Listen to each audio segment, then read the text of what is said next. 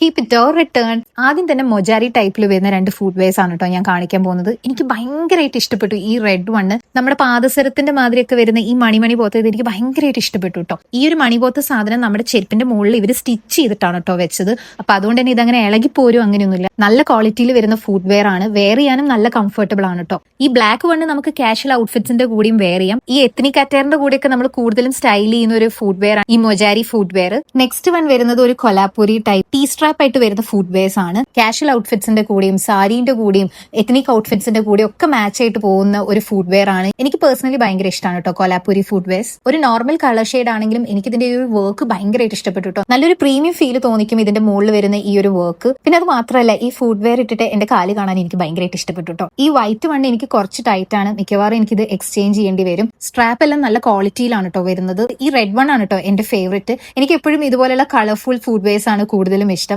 Red one കുറച്ചും കൂടി നമുക്ക് എത്നിക് വെയറിന്റെ കൂടെയാണ് സ്റ്റൈൽ ചെയ്യാൻ പറ്റുക. വളരെ ബഡ്ജറ്റ് ഫ്രണ്ട്ലി ആയിട്ട് വരുന്ന പ്രോഡക്ട്സ് ആണ്. നിങ്ങൾക്ക് ഏത് ഫുഡ് വെയർ ആണ് ഇഷ്ടപ്പെട്ടെന്ന് കമന്റ് ചെയ്യണേ. പ്രോഡക്റ്റിന്റെ ലിങ്ക് ഞാൻ വീഡിയോയിൽ ടാഗ് ചെയ്യാം. Okay bye.